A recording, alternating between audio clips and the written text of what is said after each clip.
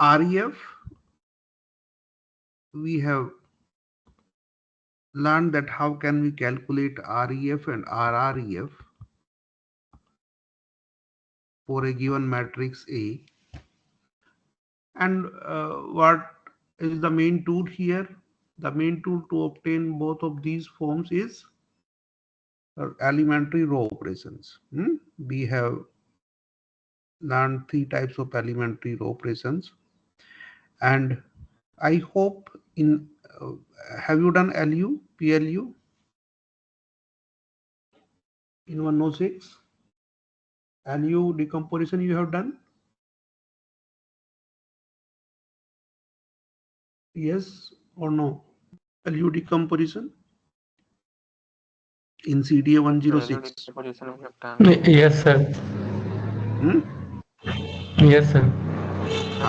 So same elementary operations you have seen there as a matrix computation, I am sure. Here we are doing on this page by pen, uh, and there what how we compute this effect of elimination, means how can we create this zero by pre-multiplying the given matrix by another matrix that is called elementary matrix or permutation matrix, or diagonal matrix if you want to apply type 3. So this is very important in direct solvers numerical linear algebra, this elimination. And here we are doing little bit in different way. In 106 we are doing that by matrix operations. So because these two forms are important, so how can we capture this L part in LU decomposition? If you see the multipliers carefully to in obtaining this REF and write the multipliers at the correct place, then you will get L. And the REF is called U there, in LU decomposition. So these are two important things. Then what we have done? We have done that 4 fundamental subspaces.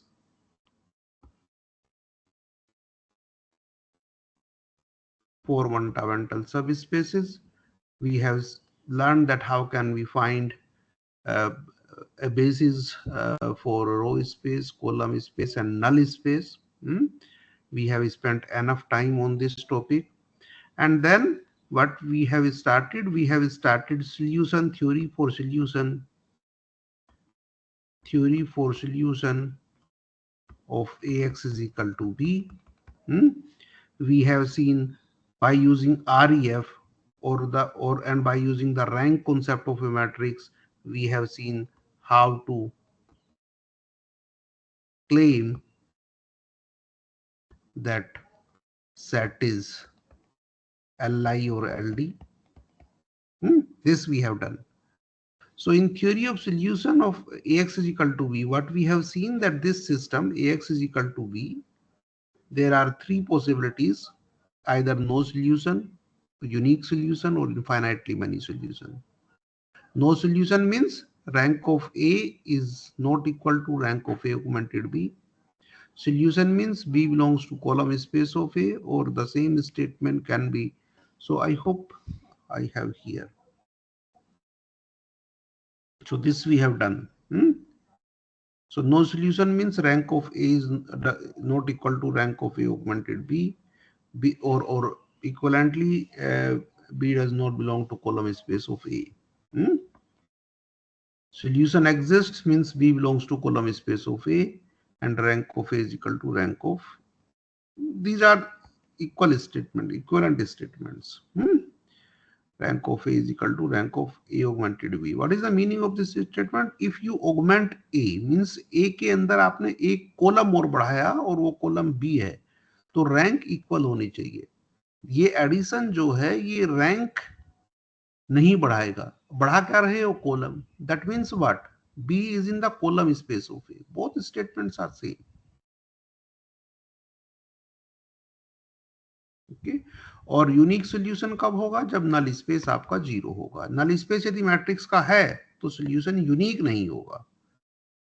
यदि होंगे तो infinitely होंगे, या तो होंगे ही नहीं उस case में, और यदि होगा तो इनफाइनाइटली मैनी होगा. We have proved as a unique solution if and only if this means null space is zero. Rank of A is full column, that means null space is zero. Okay, and this condition means unique existence of solution. So this condition implies both things together, existence as well as uniqueness. And only uniqueness means is this condition. Null space is zero. इस case में क्या होगा, या तो solution होगा ही नहीं, और होगा तो ये पक्की बात है कि वो केवल एक ही solution होगा. So these things we have done. We have seen one example also. And now let us see one very basic thing that we are doing since our school time. It is my duty to do at least one question here. And the name of method is well known, that is called Gauss elimination. Gauss elimination. And here what we have to do, we solve system Ax is equal to b, and how we solve it is very basic method. I hope you are doing since class 11, but let us see once and let us repeat our algorithm to obtain REF. And then I will speak something about LU and PLU that you are doing in 106. That why LU PLU are important. Gauss elimination. So as I said, this is a method to solve the system, you know. Okay, so suppose this is system x plus y plus z is equal to 4, 2x plus 5y minus 2z is equal to 3, x plus 7y minus 7z is equal to 5. Okay, we have to check whether there is a solution or not, and if there is a solution, we have to find solution. Fine. Okay.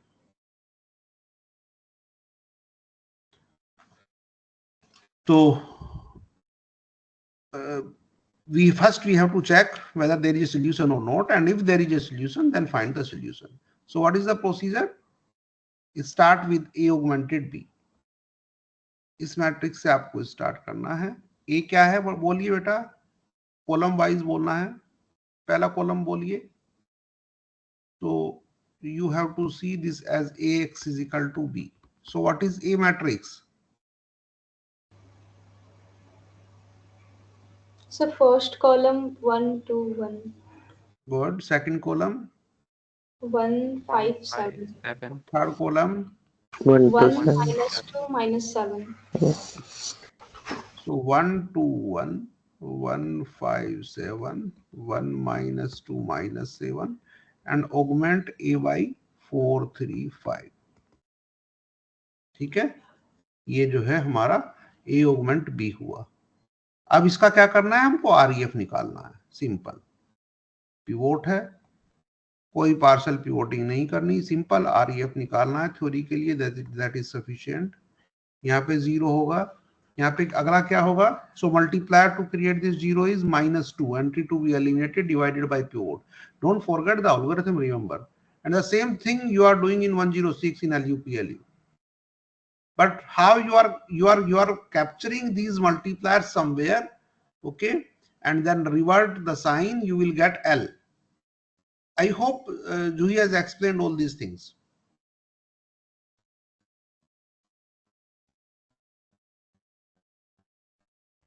कुछ तो बोलो, yes के no. Yes, पढ़ा है sir. ना LU? हाँ. Yes, sir, ma'am explained. So see, this is a game of multipliers only to find, to capture L.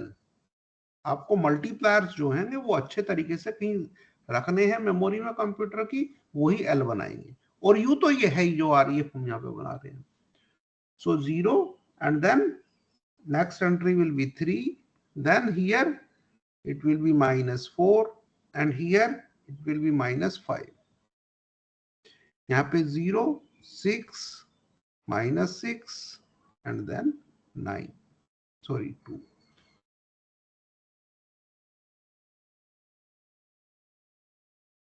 So 3 minus 4 minus 5 0 6 minus 8, sorry, and then 1. 5 minus 4 is 1. Okay, this is pivot. Now this is pivot. 1 1 1 4 0 3 minus 4 minus 5 0 0. Multiplier is again minus 2. And here you will get 0, and here you will get 11. This is pivot, this is pivot. Now next entry is this 3 4 3 3. This is 0. This cannot be pivot. इसके नीचे कुछ है नहीं swapping के लिए. Jump in the next column. This is pivot. So what is the rank? Now tell me what is rank of A? A का rank कितना है बेटा? 2. 2. And what is the rank of A augmented B? 3. 3. So equal है? नहीं है. So there is, that means what? No solution. इस system का कोई भी सॉल्यूशन नहीं होगा.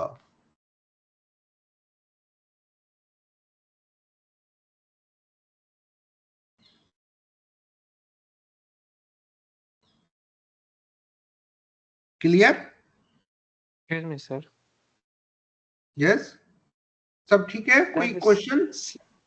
सर सेकंड से थर्ड स्टेप में जब आए तो जो लास्ट में ये किए हैं, हम -8 -6 करेंगे तो वहाँ 0 कैसे आ रहा है? -14 आना चाहिए सेकंड से थर्ड स्टेप में जब आए. यहाँ से यहाँ. Yes sir, yes sir. एक सेकंड मैं चेक कर लेता हूँ दोबारा से. सो इस रो में हम क्या कर रहे हैं?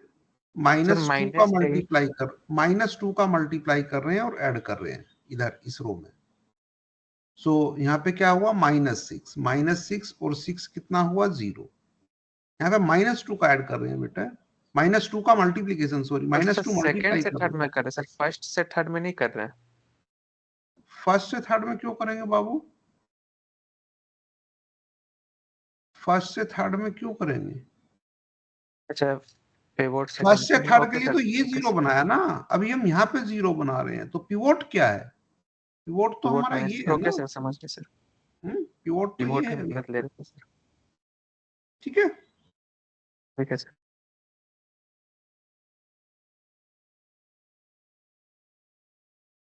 एक रो में 2 पिवोट नहीं होंगे.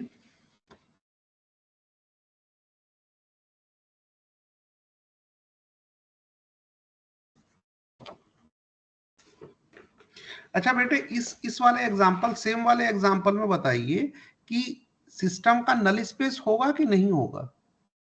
ए का केवल देखो, ए की रैंक कितनी है? 2. So there will be some element, non-zero element in null space of A or not? null space nullity कितनी होगी? रैंक 2 है तो nullity कितनी होगी? 1. nullity 1 है तो इसका मतलब क्या है कि null space है. Means non trivial null space है. नल स्पेस में एक वेक्टर तो हमेशा ही होता है 0. जब मैं कहता हूं कि नल स्पेस है, इसका मतलब ये है कि वहां पे नॉन जीरो वेक्टर भी हैं. जीरो वेक्टर तो हमेशा नल स्पेस में होता ही है. इसका मतलब इसका नल स्पेस है. तो यदि मैं इस मैट्रिक्स की एंट्रीज ऐसी एडजस्ट कर दूं कि यहां पे क्या हो जाए? 0 आ जाए, तो इस सिस्टम के कितने सॉल्यूशन होंगे?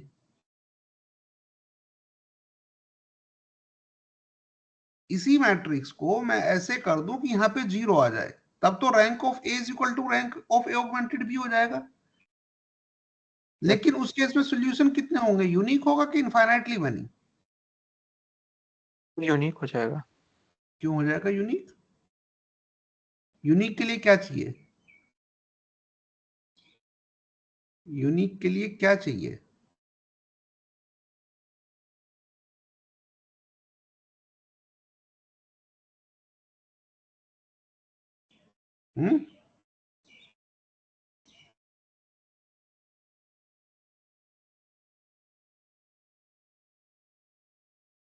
सपोज करो बेटा, देखो मैं क्या करता हूँ, यूनिक सॉल्यूशन कब होता है बताओ ना, कंडीशन क्या होती है? So rank of A equals to rank of A augmented B होता है इज तब इक्वल से to equals to N। N. तो मैं क्या कह रहा हूं कि यदि यहाँ पे जीरो आ जाता किसी भी तरीके से, देखो मैं जीरो बना ही देता हूं इसको। सपोज करो कि ये एंट्री आपकी 4 नहीं है, ये एंट्री आपकी जो है, सपोज करो कि यहाँ पे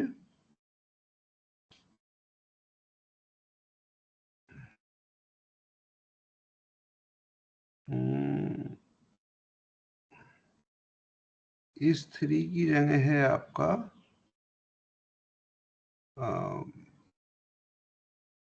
ओके -5, और इसकी जगह है आपका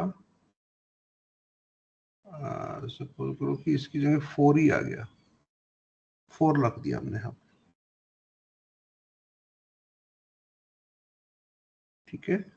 और 2 3 8 और 2 यहाँ पे 8 है, तो यहाँ पे क्या आएगा 8, यहाँ पे 4, ओके। सो यहाँ पे क्या आएगा बेटा,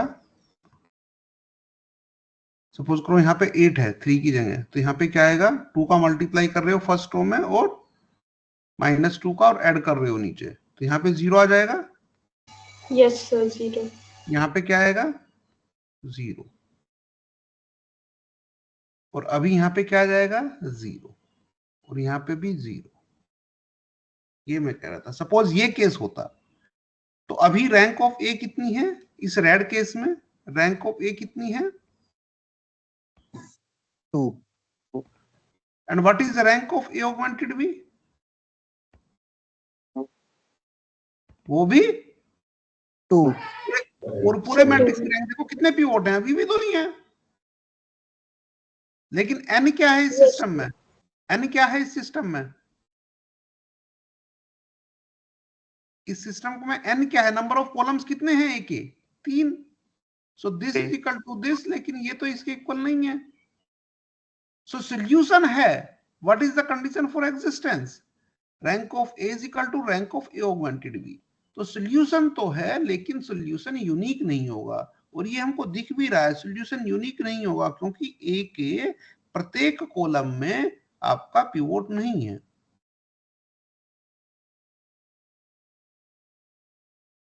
सर ओके, और सॉल्यूशन, एक सॉल्यूशन कैसे निकालोगे इस सिस्टम का, राइट एनी वन सॉल्यूशन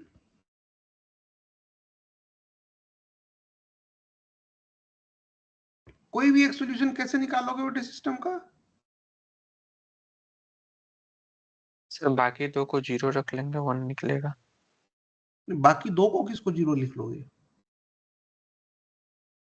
देखो बेटे आप जो है ना नीचे से जाओ, नीचे वाली रो क्या है 0 + 0 + 0 is equal to 0, that is fine. उसके बाद उसके ऊपर की इक्वेशन क्या है 3x2 -4x4 sorry -4x3 is equal to 0, और उसके ऊपर की क्या है x1 + x2 + x3 is equal to 4। मैंने इसके कोरोस्पोंडिंग जहां से ए ऑगमेंटेड बी का आरईएफ आ गया था उसके कोरोस्पोंडिंग इक्वेशन लिख ली। अभी बताइए फ्री वेरिएबल कौन कौन से हैं इसमें, इस सिस्टम में फ्री वेरिएबल कौन से हैं,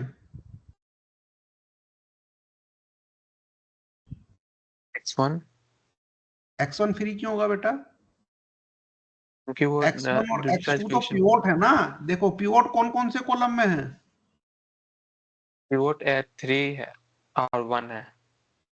बेटे 3 और 1 नहीं पूछ रहा मैं, पिवोट कौन सर कौन फर्स्ट से column and second column, first column and first and second vector, first and second variables are pivot variables, free variables कौन सा होगा x3। Third x3। Variable.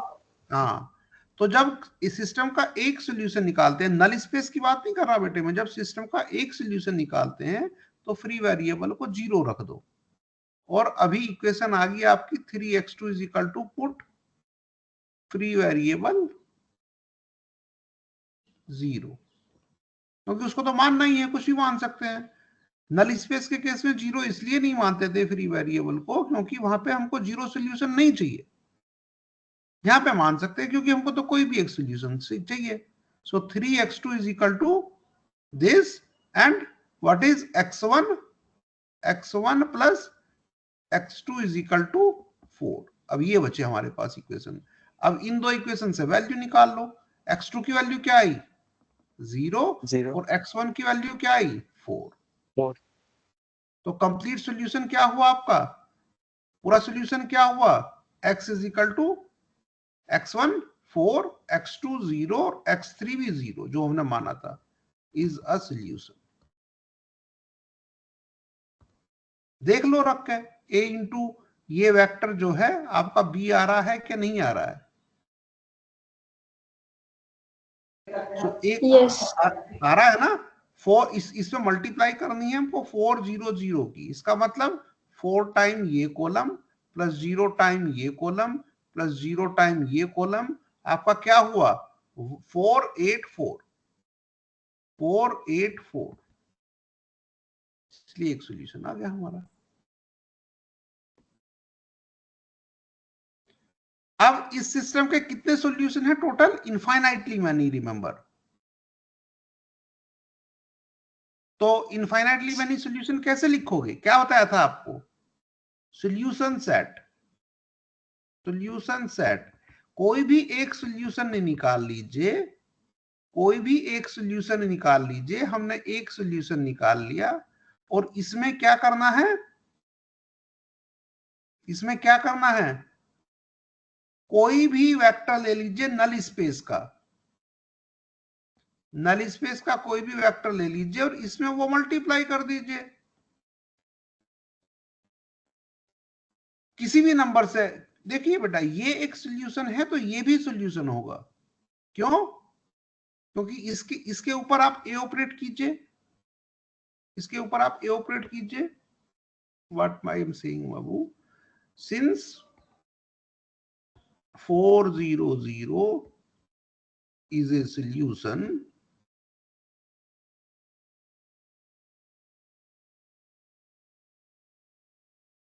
for each alpha, for each real alpha, this vector 4 0 0 plus alpha time, और यहां पे क्या लिखना है? Any vector from null space, any vector from null space, non zero vector from null space of course. Then for each alpha this vector is also a solution. क्यों? ये तो हमने प्रूव किया था लास्ट लेक्चर में। क्यों होगा solution?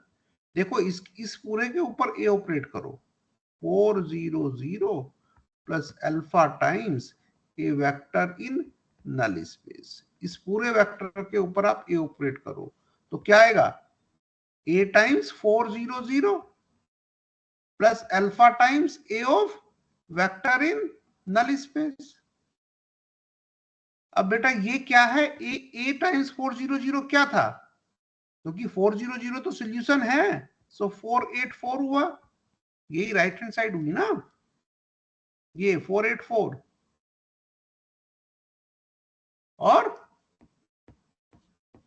Plus alpha times ए को आप किसी नल स्पेस के वेक्टर के ऊपर ऑपरेट करेंगे।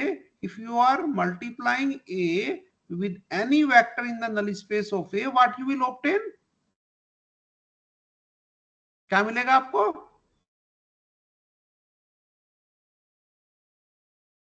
बेटा क्या मिलेगा? नल स्पेस की डेफिनेशन क्या होती है? नल स्पेस में कौन से वेक्टर होते हैं? बोलो।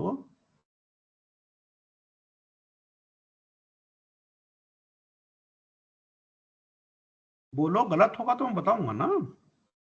इसका मतलब आप पढ़ नहीं रहे हो, ये बहुत बेसिक है।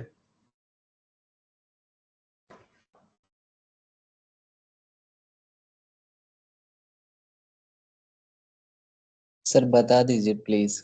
हाँ, नल स्पेस की डेफिनेशन क्या होती है बताओ ना, बस हमको इतना बताओ, नल स्पेस की डेफिनेशन क्या होती है? Null space is the collection of all x. ax equal to 0। हाँ, कितनी बार तो बताया। सो वो वेक्टर में जीरो वेक्टर होगा क्या? यस, देखो नल स्पेस में कैसे वेक्टर होते हैं? जिनके ऊपर आप ए ऑपरेट करोगे जीरो मिल जाए। तो नल स्पेस का कोई भी वेक्टर को यदि ए के साथ मल्टीप्लाई करोगे तो क्या आएगा? जीरो। और अल्फा इंटू जीरो जीरो, और जीरो को इधर ऐड करो तो क्या मिला हमारा? 484। इसका मतलब क्या हुआ? यदि नल स्पेस के अंदर कोई भी नॉन जीरो वेक्टर है, आपको एक सॉल्यूशन पता है, तो इनफाइनाइटली मैनी सॉल्यूशन आप लिख सकते हैं इस तरीके से।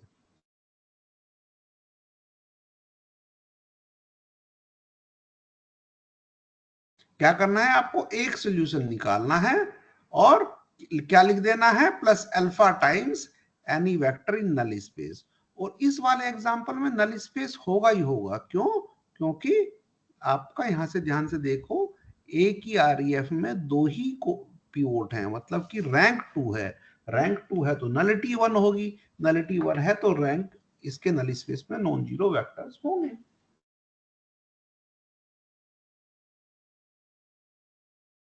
बेटा अभी लग रहा है कि तुम भूल गए हो ना, पढ़ा नहीं है इस वीकेंड पे तुमने कुछ भी ज्यादा। अभी ध्यान से देखो, पढ़ो, समझो, कोई भी क्वेश्चन है तो डिस्कस कर लो, ठीक है? क्योंकि ये बहुत बेसिक चीजें हैं। Let us spend some time here ना, 2-3 मिनट सोचो ध्यान से मैं क्या बता रहा हूं और क्या हमने किया है अभी तक। ठीक है, रेड वाला एग्जांपल पर्टिकुलरली देखो जहां पे इनफाइनाइटली मनी सॉल्यूशन निकल रहे हैं। कोई भी क्वेश्चन हो तो पूछिए।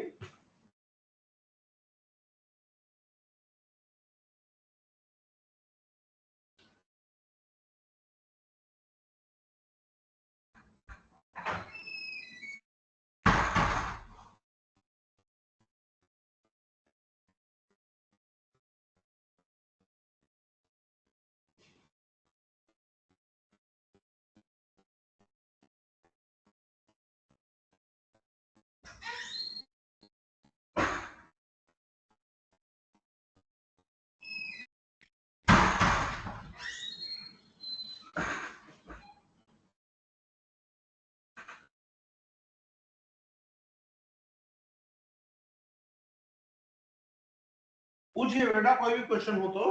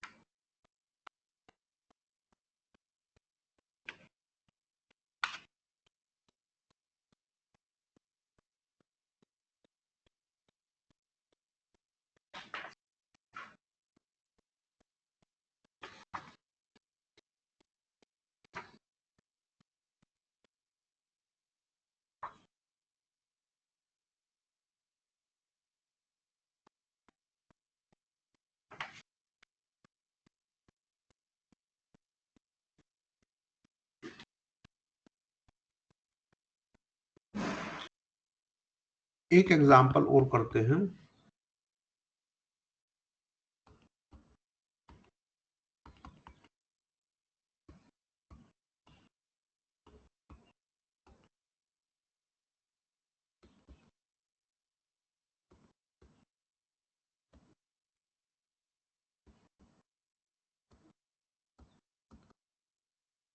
सपोज करो ये सिस्टम है और आपको बताना है कि अल्फा की किस वैल्यू के लिए कोई सॉल्यूशन नहीं होगा, किस वैल्यू के लिए यूनिक सॉल्यूशन होगा और किस वैल्यू के लिए इनफाइनाइटली मैनी सॉल्यूशंस होंगे।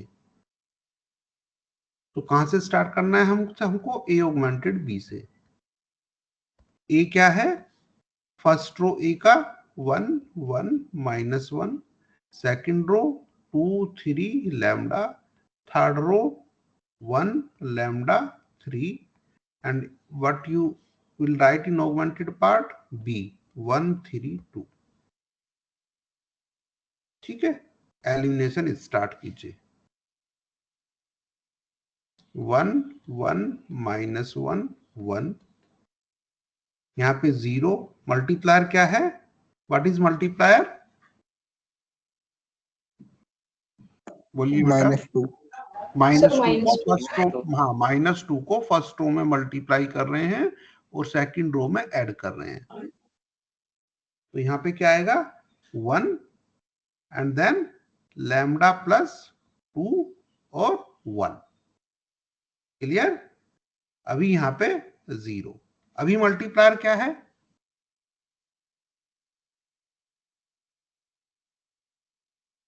-1। -1। इसको 0 बनाने के लिए क्या करना पड़ेगा हमने? मल्टीप्लायर क्या होगा? Entry to be eliminated divided by pivot with negative sign. So इसका मतलब -1 को फर्स्ट रो में पिवोट रो में मल्टीप्लाई कर रहे हैं और इधर ऐड कर रहे हैं थर्ड में। सो यहाँ पे 0 लैम्डा -1 एंड देन आपका क्या हुआ? 4 4 एंड देन हियर 1। ओके, अभी ये पिवोट था, फर्स्ट ऑपरेशन कंप्लीट, पिवोट के नीचे 0 हो गया। अभी देखेंगे 2 2 पोजीशन पे नॉन जीरो है, good, make it pivot. 1 1 -1 and then 1 and here 0 0 1। जो करंट पिवोट रोज हैं सब ऐसी कॉपी करेंगे। अभी क्या करेंगे आप? यहाँ पे 0 बनाएंगे, यहाँ पे 0 बनाएंगे इस पोजीशन पे। 0 0 मल्टीप्लायर क्या है बेटा? क्या क्या यहाँ पे 0 1 बनाने के? - लैम्डा 1 - लैम्डा। 1 - गुड। सो यहाँ पे क्या आएगा? मतलब यहाँ पे क्या एंट्री आएगी? 4 प्लस, देखो इस वाली, इसमें क्या मल्टीप्लाई करेंगे सेकंड रो में? ये 0 बनाने के लिए हम क्या कर रहे हैं? सेकंड रो में मल्टीप्लाई कर रहे हैं 1 - लैम्डा 1 - लैम्डा और ऐड कर रहे हैं नीचे थर्ड रो में। सो Yes, 4 sir. Plus 1 - lambda and lambda plus 2। ठीक है, ये हम कर रहे हैं। और उसके बाद आपका यहाँ पे क्या है?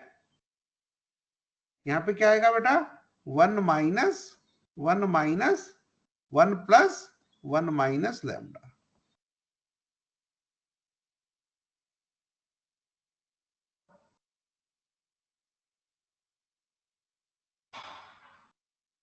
क्लियर है कि नहीं है? ये समझ में आ रही है कि नहीं आ रही है बाबू? यस सर, बस आ रही है सर। गुड। सो सॉल्यूशन कब नहीं होगा? अब बताओ, कब सॉल्यूशन नहीं होगा?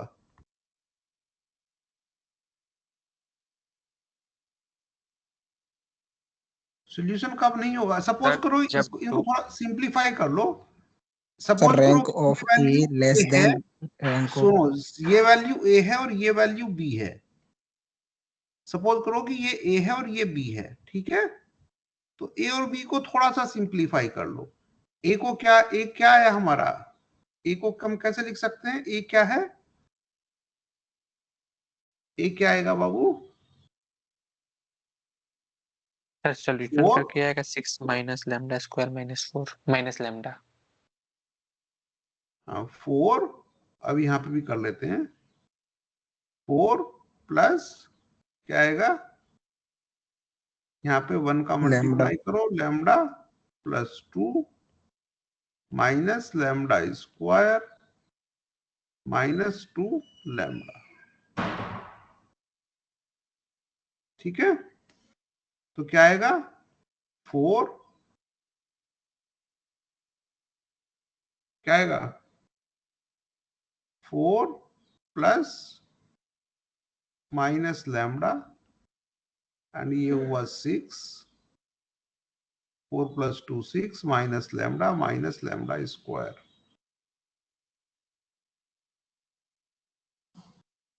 ठीक है, तो ये क्या हुआ, इसके फैक्टराइजेशन करोगे तो क्या आएगा, माइनस कॉमन लेना पड़ेगा, क्या आएगा lambda minus 2 lambda plus 3।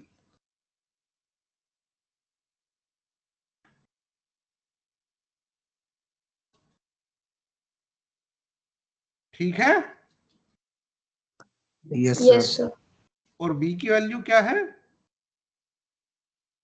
b की Sir, वैल्यू 2 क्या है minus lambda. 2 minus lambda. अभी बताओ सॉल्यूशन कब नहीं होगा, there is no solution, that means what, sir solution अगर कब ए नहीं होगा, जीरो है ए जीरो है और बी नॉन जीरो है तो सॉल्यूशन नहीं होगा। ए यदि जीरो है और बी नॉन जीरो है तो सॉल्यूशन नहीं होगा। क्यों नहीं होगा, क्योंकि इस केस में क्या होगा बेटा, ए के अंदर 2 ही पिवोट रह जाएंगे, ये पिवोट नहीं आएगा यहाँ पे। ठीक है, ए जीरो हो गया तो ये पिवोट नहीं बन सकता नेक्स्ट इटरेशन में, लेकिन यदि ये जीरो है और ये नॉन जीरो है तो बी पिवोट बन जाएगा और ए पिवोट नहीं बनेगा। तो rank of A will be not equal to rank of A augmented B. तो इस केस में क्या वैल्यूज आपको चाहिए, आपको ए को 0 बनाना है और बी को नॉन जीरो बनाना है, तो कोई लैम्डा की वैल्यू आपको दिख रही है, Yes, sir. 2 or minus 3. नहीं बेटा, यदि लैम्डा की वैल्यू 2 होगी तो बी भी 0 हो जाएगा। ध्यान से देखो, आपको क्या करना है, Oh, केवल ए yes, को sir. 0 Yes, sir. बनाना है, बी को 0 नहीं बनाना है। Sir, then minus 3. Lambda is equal to -3, ये वो वैल्यू है जिस वैल्यू के लिए कोई भी सॉल्यूशन नहीं होगा। ठीक है, तो यदि मैं यहाँ पे इस क्वेश्चन में, ऐसे क्वेश्चन बेटे ऐसे ही बनाए जाते हैं एग्जाम में भी ना, हम लोग ऐसे ही बनाते हैं, पहला लैम्डा वैम्डा लेके चलते हैं और उसके बाद निकाल लेते हैं। अभी यदि हमको क्वेश्चन ऐसा सेट करना है कि कोई सोल्यूशन नहीं हो, तो इसी वाले सिस्टम में लैम्डा इज इक्वल टू 3 रख के दे दीजिए, लैम्डा इज इक्वल टू -3 रख के। उसके बाद क्या है, यूनिक इनफाइनाइटली मेनी सॉल्यूशंस कब होंगे, इनफाइनाइटली मेनी सॉल्यूशंस कब होंगे, बताइए बेटा, कब, जब इस केस लैम्डा में 2 होंगे, हो पहले जाए। तो बताओ कि रैंक ऑफ सर ए, सुनो, रैंक ऑफ ए क्या होना चाहिए, rank of A augmented B होना चाहिए, और ये इक्वल टू नहीं होना चाहिए 3 के। तो ये कब होगा, कब होगा ऐसा, देखो ए की रैंक सर और ए ए ऑगमेंटेड की और बी रैंक 0 0 2 से होंगे। तो कम नहीं हो सकती, क्योंकि ऑलरेडी 2 पिवोट तो आपको दिख ही रहे हैं इसमें, लेकिन 3 से कम हो सकती है। 3 से कम कब होगी, जब ए भी 0 हो जाए और बी भी 0 हो जाए। यदि ए और बी दोनों 0 हो गए तो रैंक ऑफ ए कितना हो जाएगा, 2। Rank of A augmented B कितना हो जाएगा, So, वो भी 2. वो भी 2।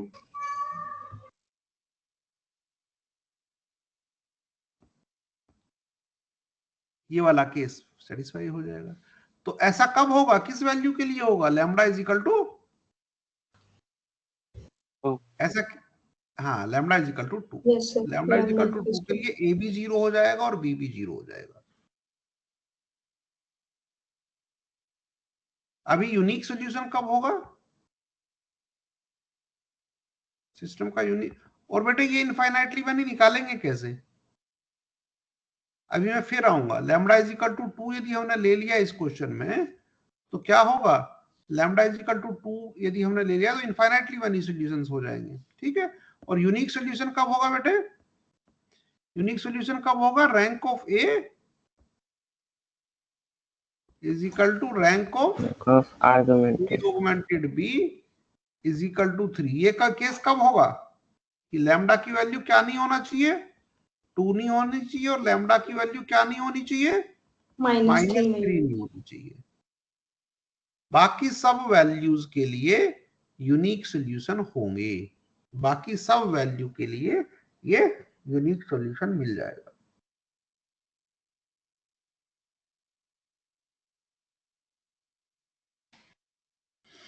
Again, I am giving you 1 minute. See carefully what we have done. Learn the conditions.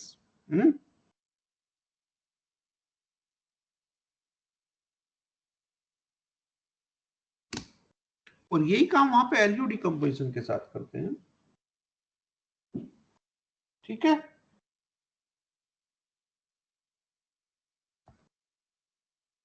आराम से देखिए, 1 मिनट।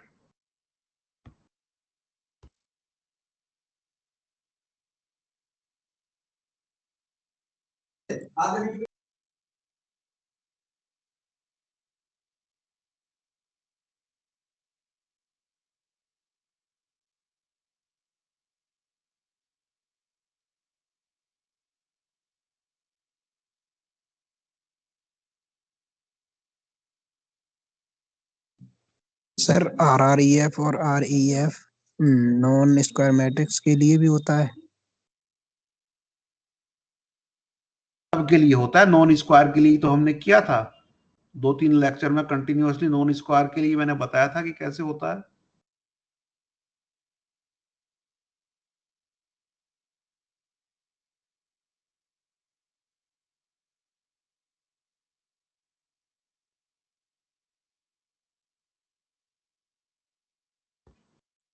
ठीक है बेटा, किसने क्वेश्चन पूछा था? Yes sir. शिव कुमार। बेटे पूरा पूरे पूरे लेक्चर में नॉन स्क्वायर ही उन्होंने कराया है। आरईएफ और आरईएफ और आरआरईएफ सबके लिए होता है। एलयू पीएलयू डिकम्पोजिशन केवल स्क्वायर के लिए होता है। सॉल्यूशन सबके लिए होता है, लेकिन एलयू पीएलयू डिकम्पोजिशन केवल स्क्वायर के लिए होता है, और उसके लिए होता है यूनिक सॉल्यूशन के लिए।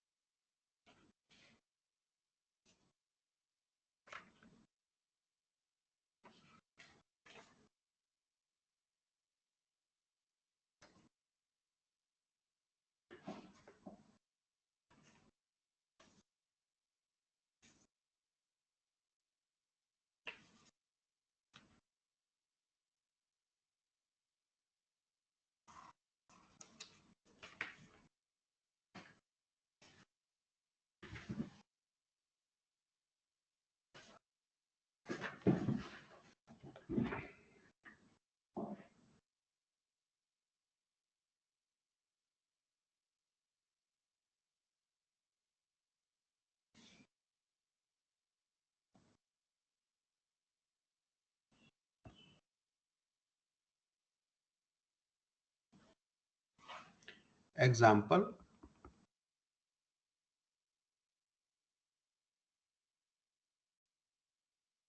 ए क्या है? ए सपोज करो ये सिस्टम है 1 2 1 3 1 -2 4 -3 -1 2 4 2, और बी है आपका 2 1 3 4। ओके, क्वेश्चन क्लियर है? आपको सॉल्यूशन देखना है कि नहीं है।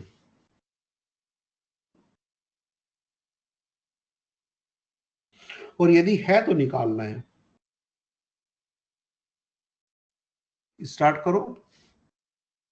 क्या आएगा 1 2 1 copy all rows up to the current pivot row as it is.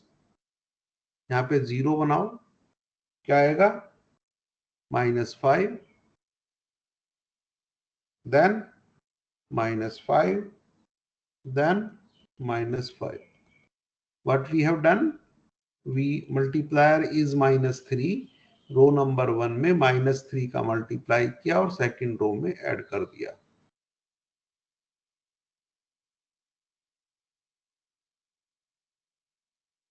Now create 0 here. What is multiplier? Multiplier is -4. Multiply the first row by -4 and add in the third row. -11, -5, -5. Now यहाँ पे 0 बनाओ, multiplier is -2, so multiply first row by -2 and add in the last row. तो क्या आएगा आपका 0 0 0 0।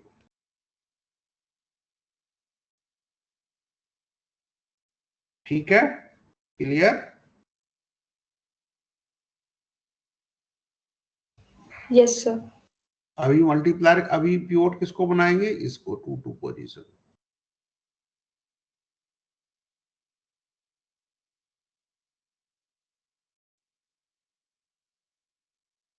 अभी किसी ने पूछा था रेक्टेंगुलर मैट्रिक्स का। देखो बेटा, ये मैट्रिक्स रेक्टेंगुलर ही है, मैट्रिक्स रेक्टेंगुलर है, तो हम ए का भी तो आर एफ निकाल ही रहे हैं ना, ध्यान से देख रहे हो ना, ए का भी हम आर एफ निकाल ही रहे हैं।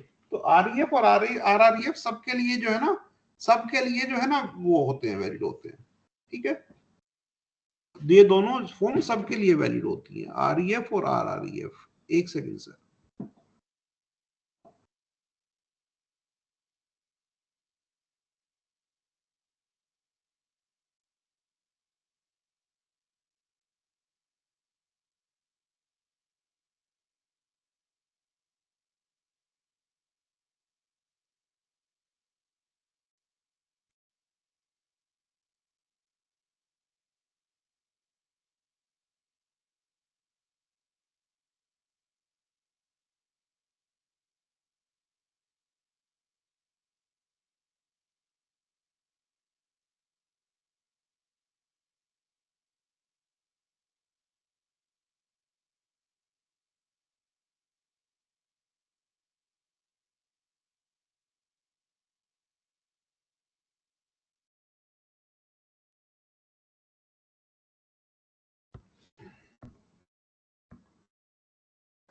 अभी बेटा इसको मल्टीप्लाई बनाओ, 1 2 1 2 0 -5 copy all pivot all rows up to the current pivot row as it is 0। यहाँ पे अब मल्टीप्लायर, अब मल्टीप्लायर क्या है बेटा? -11/5। एंट्री टू बी एलिमिनेटेड क्या है? -11। पिवोट क्या है? -5। तो 11/5 आया और उसका एक बार फिर माइनस करो, -11/5। तो इस रो में, सेकंड रो में -11/5 का मल्टीप्लाई करना है और थर्ड रो में ऐड कर देना है। क्या आएगी नेक्स्ट एंट्री?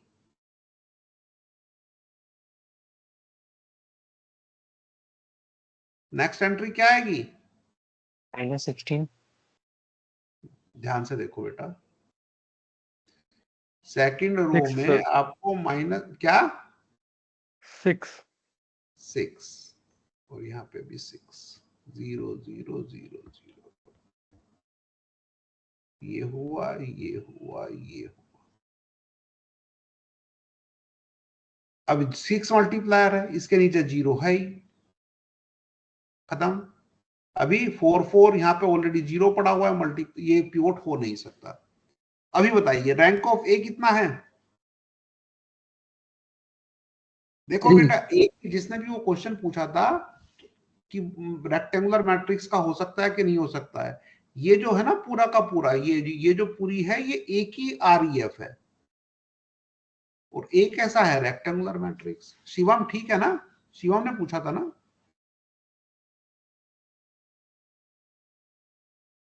गायब हो गया क्या? किसने पूछा था? शिव ने पूछा था सर। शिव ने। हाँ Shiv,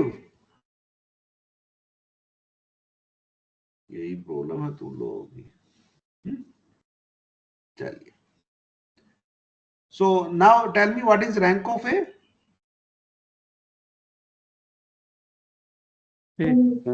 Three. What is rank of A augmented B? Three. Huh? 3.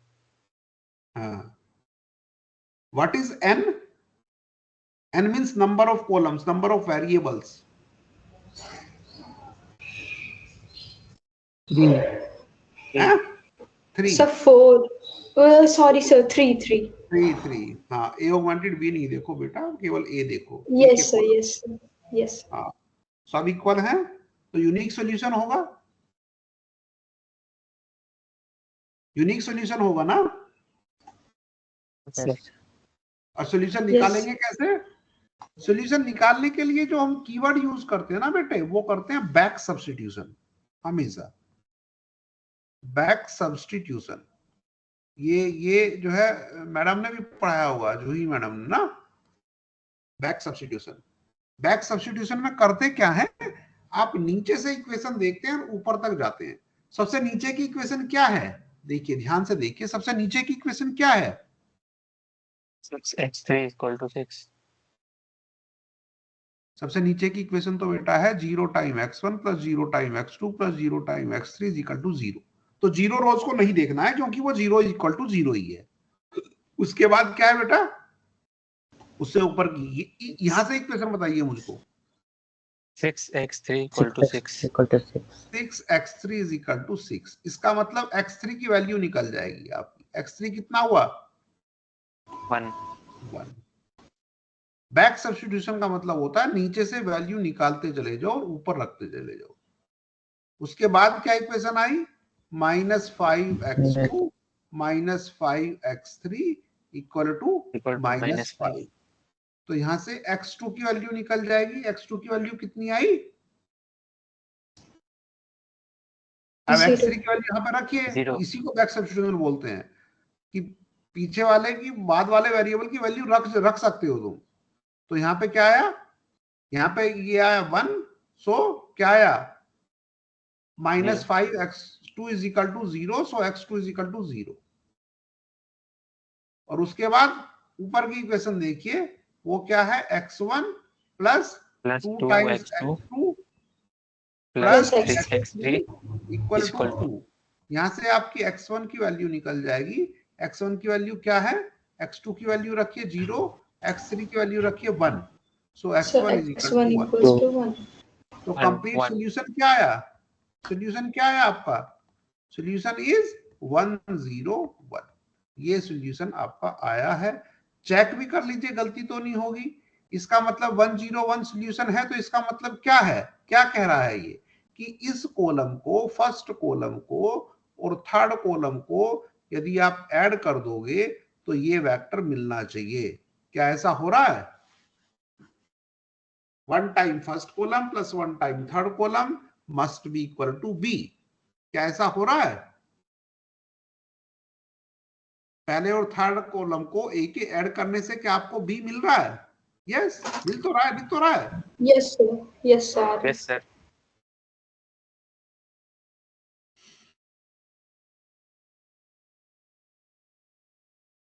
तो इस तरीके से हम सॉल्यूशन इसके निकाल सकते हैं, unique solution.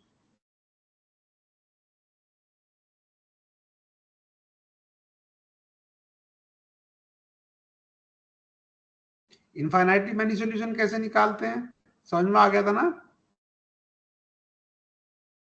Yes sir. Unique solution कैसे निकालेंगे, समझ में आ गया? और यदि सॉल्यूशन नहीं है तो उसका क्लेम कैसे करेंगे, समझ में आ गया? Yes sir. चलिए, गुड। सर सर वो पीछे वाले एग्जांपल में sir first column and third column को ऐड करने से सेकंड कॉलम आ रहा है सर, लेकिन 0 + 6 तो नहीं। देखो बेटा, मैं क्या कहने की कोशिश कर रहा हूँ, सपोज करो कि हमारे Yes. पास, मैंने एक मैट्रिक्स आपको समझाया था, मैट्रिक्स वेक्टर मल्टीप्लिकेशन समझाया था ना, Yes, sir. कैसे निकालते हैं मैट्रिक्स वेक्टर मल्टीप्लिकेशन। सपोज करो कि एक मैट्रिक्स है 1 2 3 4 5 6 7 8 9। अब इसमें आप मल्टीप्लाई कर रहे हो एक वेक्टर का x1 x2 और x3, तो ये क्या आएगा, x1 टाइम्स पहला वेक्टर 1 2 3 प्लस एक तरीका तो आपका एज यूजुअल तरीका है जो जिससे आप मल्टीप्लाई करते हो, Yes, sir. लेकिन ये भी सिखाया था ना मैंने, x2 times 4 5 6 plus x3 times 7 8 9। इसी यहां से हमने निकाला था ना कि if a into x is equal to B, तो b जो होना चाहिए क्या होना चाहिए, वो a के कॉलम्स का लीनियर कॉम्बिनेशन होता है। Yes, sir. हैं? जो b होता है वो a के लीनियर कॉम्बिनेशन होता है a के कॉलम्स का। ठीक है? Yes, sir. तो अभी जो है ना यहाँ पे हमने क्या किया, ये K Sinha, you please off your mic. So अभी मैं क्या कह रहा था कि हमारा सॉल्यूशन आया 101, तो किसी भी मैट्रिक्स में 101 का मल्टीप्लाई करने का मतलब क्या है बेटा, कि फर्स्ट कॉलम को 1 से मल्टीप्लाई करो, सेकंड कॉलम को 0 से मल्टीप्लाई करो, थर्ड कॉलम को 1 से मल्टीप्लाई करो, है? और ऐड Yes, कर दो। sir. यही है ना, Yes. वही मैं कह रहा था कि यदि इस सिस्टम का, यदि a into x is equal to B का सॉल्यूशन आया x, तो इसका मतलब क्या है, a इंटू एक्स बी होना चाहिए। Yes, sir. अब x हमारा क्या आया 101, तो इसका मतलब क्या होना चाहिए कि a का फर्स्ट कॉलम और थर्ड कॉलम का सम b होना चाहिए। यदि तुमको ऐसा दिख रहा है तो इसका मतलब आपका सॉल्यूशन सही है, नहीं तो आपने कहीं ना कहीं गलती कर दी। तो यहाँ Yes, पे sir. स्ट्रेट फॉरवर्ड दिख रहा है कि वन फर्स्ट और थर्ड कॉलम का सॉल्यूशन ये है, is hence 101 is perfect solution, correct solution, and that you have obtained by using elimination. Gauss Okay, sir. elimination. Okay, sir. Thank you, sir. Okay.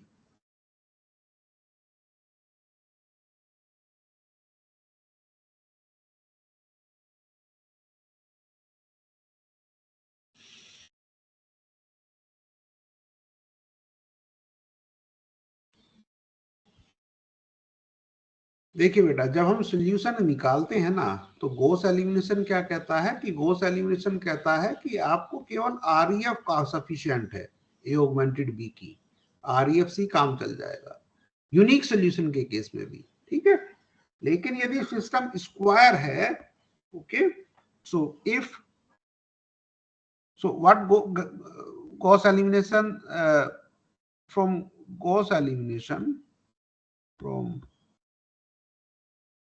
Gauss elimination, it is clear that there is no need to find A inverse to solve AX is equal to B, even in the case when A inverse exists। AX is equal to B के हमने कई सारे example देखे, rectangular भी देखे, ऐसे भी देखे जहां पे इनवर्स एग्जिस्ट नहीं करता है। ठीक है, लेकिन एक चीज क्लियर है कि सॉल्यूशन निकालने के लिए हमको ए इनवर्स की जरूरत नहीं पड़ती ना। ये तो अभी आपको क्लियर कट आपको दिख रहा है ना। यदि सपोज करो कि मेरे पास स्क्वायर सिस्टम है, 3x3 का सिस्टम है, ठीक है, और उसका यूनिक सॉल्यूशन है, तो सॉल्यूशन क्या होगा बेटा, सपोज करो कि ए इनवर्स एग्जिस्ट कर रहा है, सपोज ए इनवर्स एग्जिस्ट, तो इसका जो सॉल्यूशन है ax is equal to B का सॉल्यूशन क्या होगा, x इज इक्वल टू क्या होगा, ए इनवर्स बी। यही होगा ना? Yes sir, A inverse, yes sir. लेकिन हमने अभी तक जितने भी क्वेश्चन किए उसमें ए इनवर्स हमने कभी निकाला नहीं है, हम ऐसे करते नहीं है, क्योंकि ए इनवर्स निकालने के लिए हमको गोस एलिमिनेशन क्या कहता है, आप ए ऑगमेंटेड बी से स्टार्ट कीजिए और उसकी आरईएफ निकाल दीजिए और उसके बाद बैक सब्स्टिट्यूशन लगा दीजिए। Yes sir. सर ये कहता ये है ना? हम लोग 12th में किए थे हाँ, सर, ये ऐसा 12th वाला में किए थे कि ए इनवर्स तो निकालना एडजॉइंट मेथड से और उसके बाद मल्टीप्लाई करना। यस और सॉल्यूशन निकालने के लिए ये कभी भी जरूरी नहीं है। और 12th में ए इनवर्स कैसे निकाला था, याद है? Sir, 1 by determinant of A into adjoint of ए।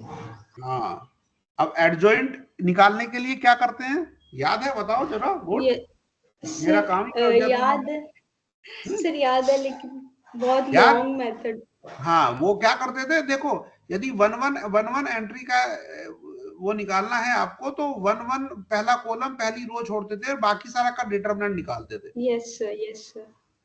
तो अभी बताओ, यदि मैं तुमको एक डिटरमिनेंट निकालने के लिए दूं 2x2 की, तो कैसे निकालोगे?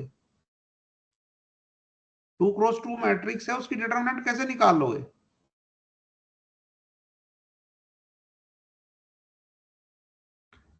यदि 2x2 मैट्रिक्स है ए बी सी डी, इसकी डिटरमिनेंट क्या होगी?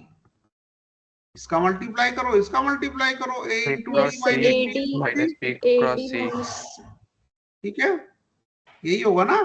अब यदि मैं यस 3x3 का डिटरमिनेंट दूं तो कैसे निकाल लोगे? सर, वो A B C D E F G H I, यदि ये है तो इसका कैसे निकाल लोगे? निकाल लोगे ना?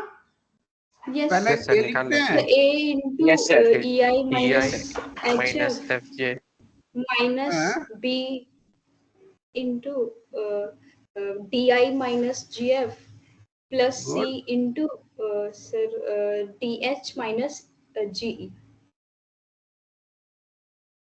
यदि 4x4 की दूं तो निकाल लोगे? थोड़ा टाइम सर लगेगा। निकाल लेंगे, बट थोड़ा टफ है सर। यस अच्छा, 5x5 को दूं तो क्या करोगे? सर वहां फंस जाएंगे। फंस जाओगे, या जिसने यस क्वेश्चन सर। पूछा उसको जो है ना गाली दोगे? हैं?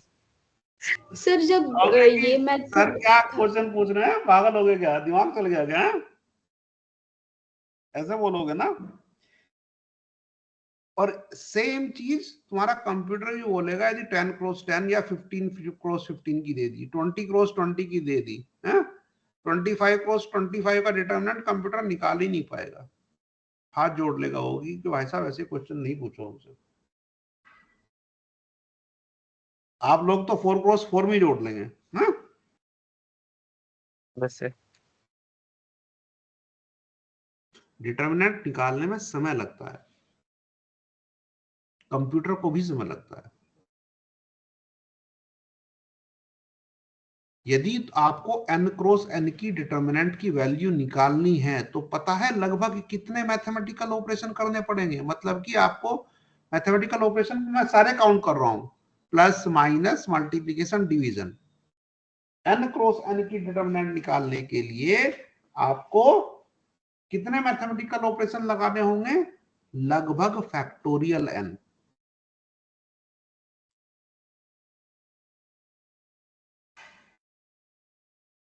लगभग फैक्टोरियल n।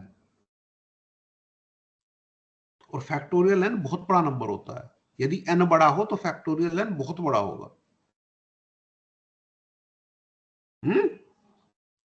Yes sir. इतने Yes, sir. मैथमेटिकल ऑपरेशन हो जाएंगे कि एक लिमिट के बाद 2050 लिमिट के बाद कंप्यूटर भी आपका नॉर्मल कंप्यूटर है कर नहीं पाएगा, आउट ऑफ मेमोरी चला जाएगा। तो जो ये मेथड है ना इनवर्स निकालने का, जो हमने 12वीं में सीखा था, ये बहुत ही गंदा मेथड है। सर तो डायरेक्ट हम लोग को ये क्यों नहीं सिखा, उतना लॉन्ग वाला क्यों किए 12th में? हाँ, इसलिए किए कि ये सीख सको कि ये करने लायक कंप्यूटर पे नहीं है। Yes sir. एडजॉइंट से थ्योरेटिकल क्वेश्चंस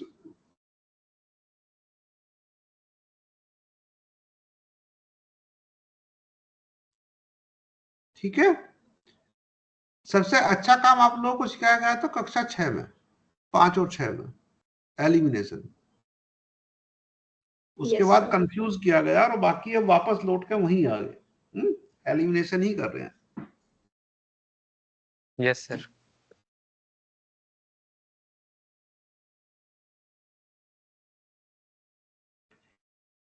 ठीक है, वो एक मेथड है, डिटर्मिनेंट भी एक टॉपिक है, बस उसको पढ़ाने के लिए ऐसा किया गया।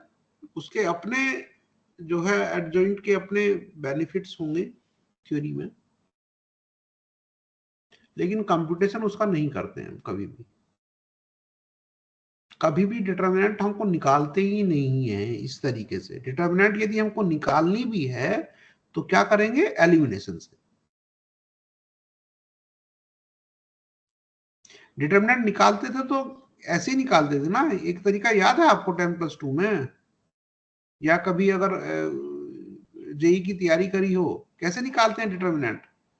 ऐसे नहीं निकालते थे। डिटर्मिनेंट निकालनी भी है तो आपको कैसे जाओगे, एलिमिनेशन से। याद है ना डिटर्मिनेंट कैसे निकालते थे? पिवोट का जो प्रोडक्ट होगा वही तो डिटर्मिनेंट होगा, प्रोवाइडेड कि there is no use of type 3। आपको रो स्वैप नहीं करनी है, रो स्वैप करनी है तो फिर उतनी बार माइनस का मल्टीप्लाई करना है। याद नहीं है वो सब कुछ? सर वो वाला मेथड सर एक बार आप बता दीजिए, समझ नहीं डिटर्मिनेंट आ यदि रहा। निकालनी है तो क्या करेंगे, आरईएफ निकाल लो। आरईएफ निकाल के पिवोट का मल्टीप्लाई कर दो। डायगोनल मैट्रिक्स की डिटरमिनेंट क्या होती है?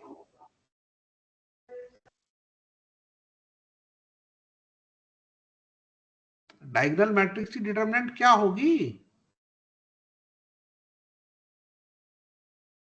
उसके डायगोनल के एलिमेंट्स का प्रोडक्ट ही होगा ना। Yes sir, yes sir. Upper triangular matrix की डिटरमिनेंट क्या होगी? केवल उसके डायगोनल एलिमेंट्स का प्रोडक्ट। तो आप U बना लीजिए, लेकिन ये याद रखना है कि U केवल टाइप 2 से ही बनना चाहिए।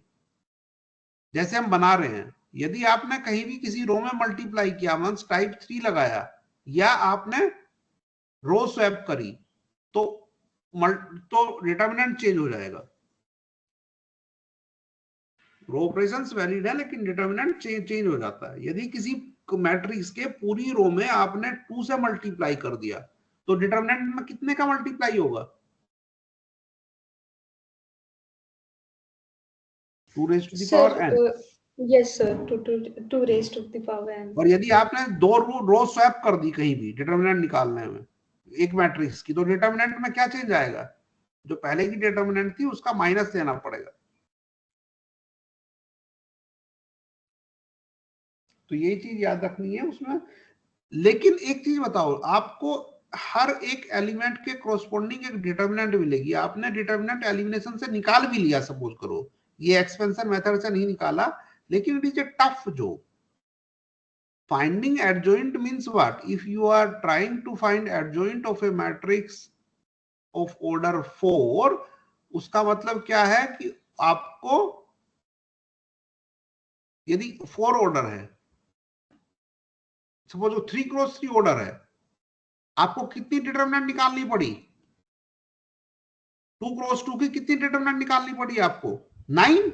जितने एलिमेंट होंगे भाई, a इंटू आपने क्या किया, a into determinant of this matrix, यही किया ना? Yes sir. So what I am saying, if your matrix is of order 3x3, तो आपको 2x2 की कितनी डिटरमिनेंट निकालनी पड़ी? 9 डिटरमिनेंट्स। यदि आपका 4x4 सिस्टम है तो आपको कितनी डिटरमिनेंट निकालनी पड़ेगी 3x3 की? 16 डिटरमिनेंट। और एक डिटरमिनेंट निकालनी पड़ेगी आपको जब डिवाइड करते हैं। फॉर्मूला क्या है इनवर्स का? Adjoint of A divided by determinant of A. और एक निकालनी पड़ेगी आपको डिटरमिनेंट 4x4 की, वो तो निकालनी ही है। 5x5 के लिए क्या करना पड़ेगा आपको? 4x4 की डिटरमिनेंट निकालनी पड़ेगी कितनी? 25।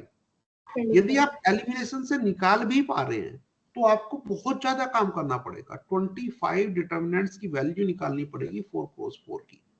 लेकिन 5x5 का सिस्टम देखो, 3x4 का तो हमने इजिली अभी सोल्व ही किया है।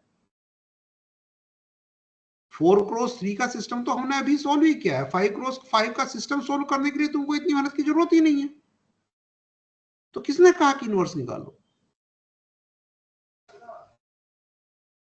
यदि आपका सिस्टम स्क्वायर है, इनवर्स एग्जिस्ट भी कर रहा है, तो आपको कभी भी इनवर्स निकालना नहीं है, क्योंकि इनवर्स निकालने के लिए इवन आप एलिमिनेशन मेथड से भी निकालोगे तो आपको बहुत एडजॉइंट मेथड में बहुत सारी डिटरमिनेंट निकालनी पड़ेंगी, और इतना डिटरमिनेंट निकालना जो है संभव नहीं है।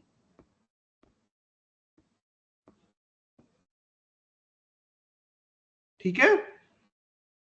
तो to Yes, find, sir. So what is the conclusion? What is the conclusion?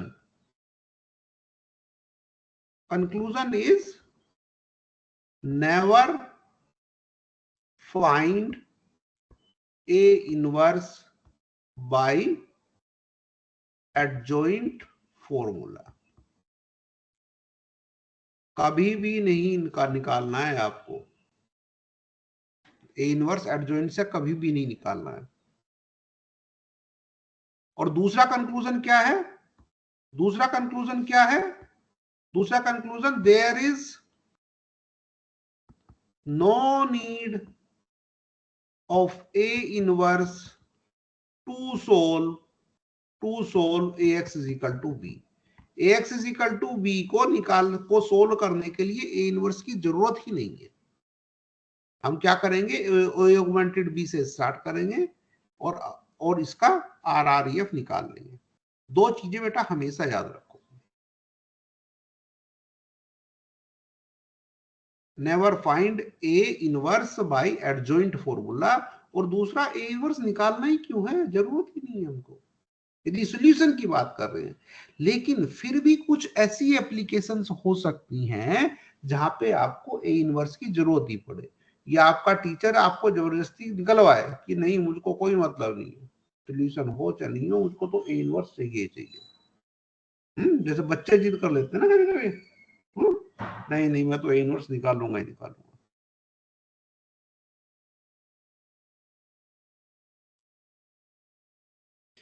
अब क्वेश्चन ये है कि ए इनवर्स निकालने कैसे? So there is a method that is called Gauss Jordan.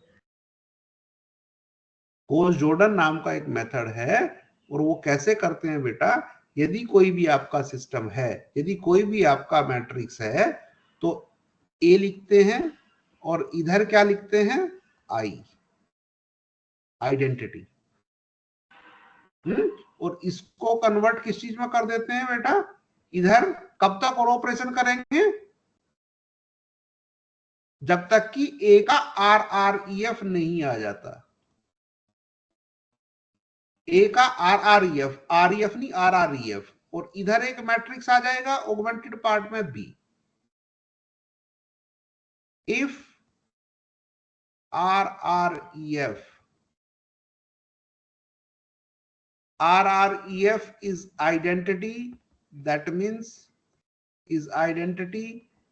means A inverse exists, and A inverse is what? A inverse is B।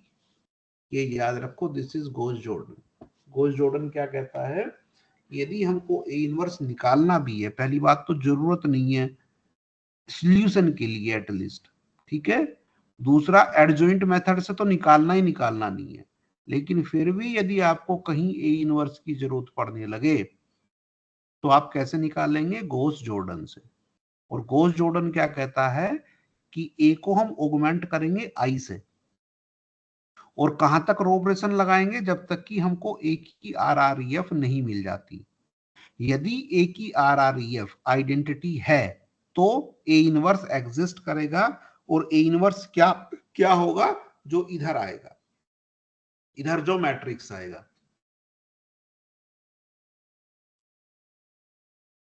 ठीक है, कोई example ले लें, कोई एग्जांपल ले लें।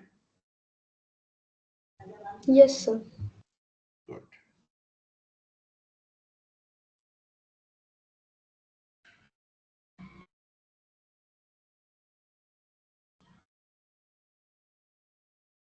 ए को ये मैट्रिक्स ले लीजिए आप, 1 1 1 2 1 2 3 1 2 4। ये एक सिस्टम है। हमको ये एक मैट्रिक्स है ए। हमको पता करना है कि क्या इसका इनवर्स एग्जिस्ट करेगा, और इनवर्स एग्जिस्ट करेगा तो क्या होगा। क्वेश्चन ये है सिंपल। कैसे करेंगे बाबू? हम ए ऑगमेंटेड बी से स्टार्ट, आई से स्टार्ट करेंगे। तो ए क्या है?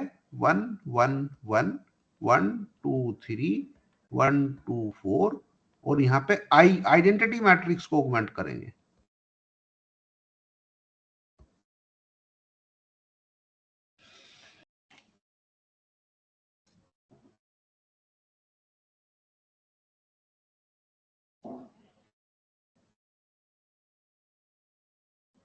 और अब क्या करेंगे? अब रो ऑपरेशन स्टार्ट कर देंगे। ए की तरफ ए को इस वाले ऐसे रो ऑपरेशन लगाएंगे कि ए आरआरईएफ में कन्वर्ट हो जाए। पहला रो सेम, यहाँ पे 0 बनाओ, यहाँ पे क्या आएगा? 1, यहाँ पे 2, यहाँ पे -1, यहाँ पे 1, यहाँ पे 0। ध्यान से देखो, सब लोग मेरे साथ ही हो ना? सो तो नहीं गए? Yes sir.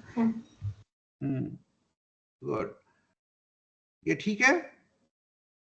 What we have done to create 0 at 2 1 position, the multiplier is -1 minus to multiply the first row by -1 and add in the second row. अब यहाँ पे 0 बनाओ, यहाँ पे 1, यहाँ पे 3, फिर यहाँ पे क्या आया? -1, 0 और 1। ठीक है।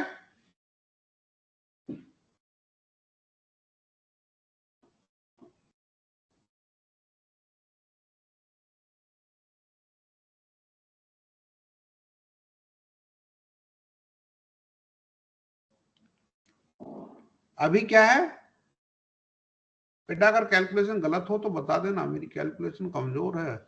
ठीक है। 1 1 1 1 0 0 0 1 2 -1 1 0। सारी रो अब जो करंट की ओर तक कॉपी कर लीजिए। 0, अब यहाँ पे 0 बनाना है। Multiplier is -1 means multiply the second row by -1 and add in the third row. यहाँ पे क्या आएगा? 1, और यहाँ पे क्या आएगा बेटा? 0 0, यहाँ पे -1 और यहाँ पे 1। ठीक है। Yes sir. अब ये 3 पिवोट हो गए, तीनों पिवोट 1 है। अब इनके ऊपर भी 0 बनाना है। अब आपको दिख रहा है कि आरआरईएफ क्या आएगी, ए की आरआरईएफ क्या आएगी? देखो तीनों रो में, तीनों कॉलम में पिवोट मिल गया ना? Yes sir. ए की रैंक फुल है,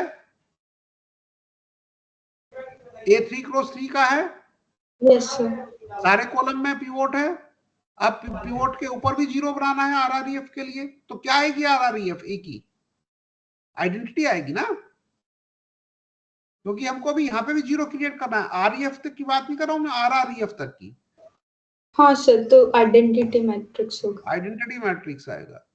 अब यहाँ पे ऊपर 0 बनाओ, मतलब कि यहाँ पे 0 बनाओ इस पोजीशन पे। इस पोजीशन पे भी 0 बनाना है और इस पे भी 0 बनाना है। तो क्या आएगा? 0 1। अभी पिवोट रो मल्टीप्लायर क्या है? -2, मतलब कि थर्ड रो में -2 का मल्टीप्लाई करो और ऊपर ऐड कर दो। तो ये आएगा 1, और यहाँ पे 0, और यहाँ पे क्या आएगा? थर्ड रो में -2 का मल्टीप्लाई कर रहे हैं हम, तो यहाँ पे -1 ही रहेगा, और ऊपर -2 का मल्टीप्लाई कर रहे हैं, तो 1 -2 -1 आएगा, और यहाँ पे -2।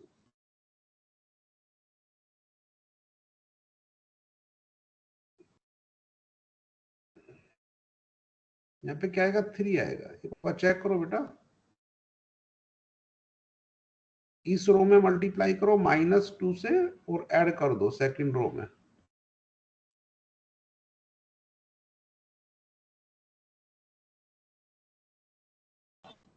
यस सर, 3 होगा। अभी 0 यहाँ पे इसको 0 बनाना है, इसको तो मल्टीप्लायर हुआ -1 का मल्टीप्लाई करो थर्ड रो में और फर्स्ट रो में मल्टीप्लाई कर दो 1 1 0 यहाँ पे 1 यहाँ पे 1 और यहाँ पे आपका 1 -1 सॉरी ये -1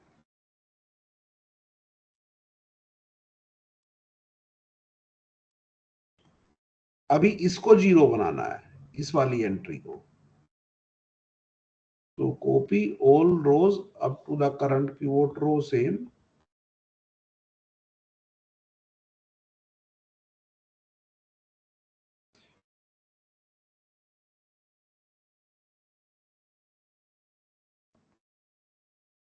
अभी जो है इन दोनों को मल्टीप्लायर इज -1 सेकंड रो में -1 का मल्टीप्लाई करो फर्स्ट रो में ऐड कर दीजिए 1 0 0 यहाँ पे आया आपका 2 यहाँ पे आया -2 और यहाँ पे आया 1 REF खत्म so what is RREF of A का RREF क्या है आइडेंटिटी ये आइडेंटिटी मैट्रिक्स दिख रहा है ना आपको यस सर ए का RREF क्या है आइडेंटिटी गॉस जॉर्डन क्या कहता है कि यदि आइडेंटिटी आ गया तो इसका मतलब ए इनवर्स एग्जिस्ट करेगा और ए इनवर्स होगा क्या ये वाला मैट्रिक्स जो यहां पे आया ये होगा आपका ए इनवर्स अब चेक कर लीजिए कि ए इनवर्स है कि नहीं है मल्टीप्लाई करके क्या आना चाहिए आइडेंटिटी आना चाहिए ऐसा बेटा होता क्यों है देखो ध्यान से एक मैजिक तुमको दिखाता हूं ठीक है मैजिक नहीं है ठीक है इस मैट्रिक्स का देखो ध्यान से सुनना अगर तुमने समझ में आ जाए पकड़ लो तो अगर तुम जो है ना इस मैट्रिक्स का और इस मैट्रिक्स का मल्टीप्लिकेशन क्या है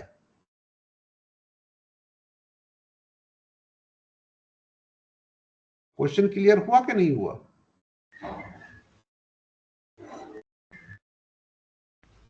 क्वेश्चन क्लियर हुआ कि नहीं हुआ Yes, ये जो sir. मैट्रिक्स आपको केवल इतना जो मैट्रिक्स देख रहे हो यहाँ पे ये वाला मैट्रिक्स ये जो वाला मैट्रिक्स है इस मैट्रिक्स का और इस मैट्रिक्स का मल्टीप्लिकेशन क्या है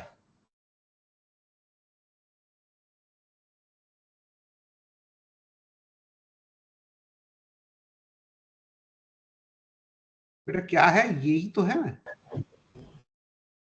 यही आएगा देखो क्या कर रहे हैं इस मैट्रिक्स का मल्टीप्लिकेशन का मतलब क्या है कि first column minus second column या इस तरीके से देख लीजिए इसको प्री मल्टीप्लाई कर लीजिए इस मैट्रिक्स सपोज करो ये मैट्रिक्स है बी और ये मैट्रिक्स है आपका ए तो बी इंटू ए कर लीजिए पोस्ट मल्टीप्लिकेशन छोड़िए बी इंटू ए कर लीजिए देखो बेटे बी इंटू ए होता क्या है बी क्या है अभी यदि एलयू डिकम्पोजिशन तुमने पढ़ा होगा ना ध्यान से तो एकदम क्लियर हो जाएगी चीजें बी इंटू ए क्या है देखो बेटे बी क्या है बी की फर्स्ट रो क्या है 1 0 0 मतलब कि ए की पहली रो को कॉपी करो 1 0 0 दूसरी रो क्या होगी प्रोडक्ट की ए इंटू बी इंटू ए के जो प्रोडक्ट आया उसकी दूसरी रो क्या होगी ए का माइनस पहली रो का -1 दूसरी रो का 1 टाइम और तीसरी रो का 0 means first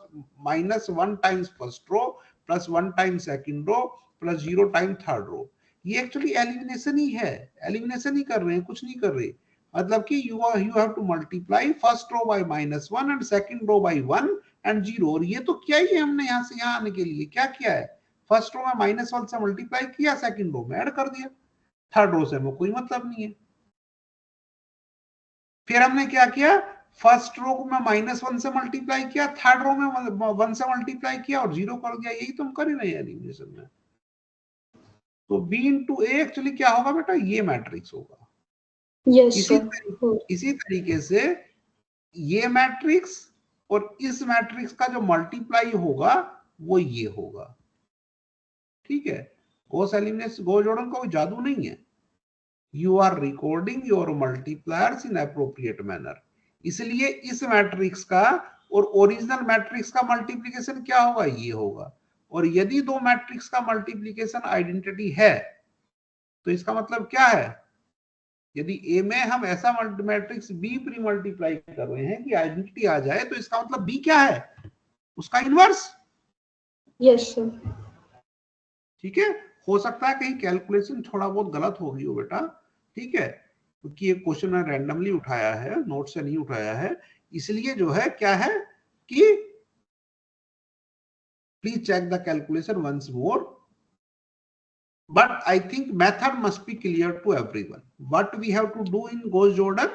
In Gauss-Jordan, start with A augmented V, A को identity से augment करो, start with A augmented this I matrix and convert A into RREF. यदि RREF की जगह आइडेंटिटी आता है, एक ये आइडेंटिटी बन जाता है, तो इसका मतलब A इनवर्स एग्जिस्ट करेगा, और A इनवर्स होगा क्या, ये matrix B। If REF is identity, if and only if A inverse exists and A inverse is equal to B. This is the result. Any question? कोई भी question हो तो ध्यान से देखो, पूछो।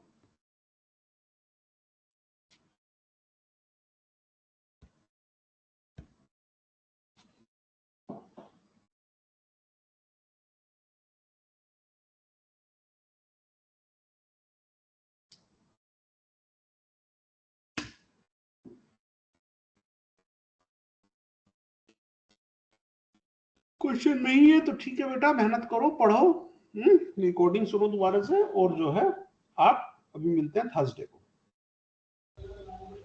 Okay sir. Okay, thank you. Thank you sir. Thank you sir. Thank you.